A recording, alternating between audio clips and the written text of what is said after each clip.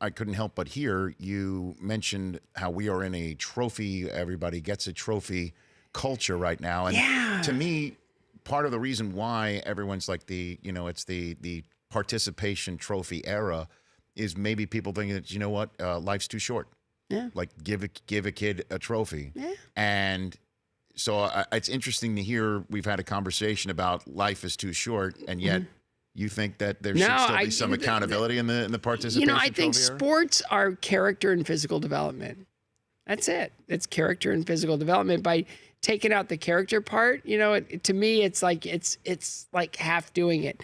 Example, my son, 10 years old, just took up hockey last year. He's starting to play, youth league hockey. Is he a grinder in the corners? Oh, man, he's tough. He wants to check so bad. It's like, no, we're not checking yet, but you will be. Right. And he just said, he lost his first 2 games. They got killed. I mean, they got destroyed. And he got in the car and he was really mad and really upset. And he goes, I don't like losing. And it's like, oh, I don't like losing either.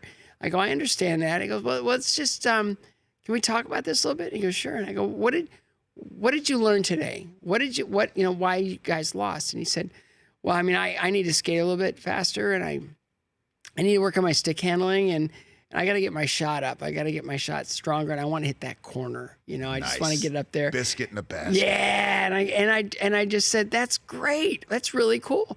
What would you have learned if you won? And he went, I don't know. I go, precisely.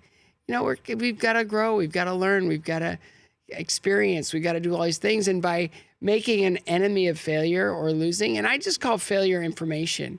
Failure is just feedback. Failure has no, and we avoid it like the play. I don't want to fail. Well, why not? I mean, it's just, if we can make a friend of failure, I estimated in the book that I've fallen on the ice 41,600 times. Is that an accurate number? It's on the low end ish. Yeah. I mean, I skated for 36 years, right? Sure. So if I fell 3 times a day, it's ish. So I figured, and I probably fell a lot more than that. I got up 41,600 times. I cancer, fear was extraordinary, but I learned it was a process. Like anything else, it's just a process. And if we can learn to embrace the whole process and not just some of it, I think we're going to be a lot better off. So in the whole mentality of finish first is, failure is just a part of the process. It's a learning opportunity. It's information. Same with critics. I spent a whole chapter on editing your critics, and it's like, edit your critics. You don't diminish or delete or, unless it's opinion. If it's opinion, you have, absolutely the right to delete. If it's fact, then you go, oh, okay, now we have something to work with here. And so I try to, really give people strength of character. Like I did a speech for this leadership group for, universities. And when I said failure's information, it was like, I never thought of it that way. And, when I said edit your critics, I put up mean tweet after mean tweet after mean tweet after mean tweet from the Olympics.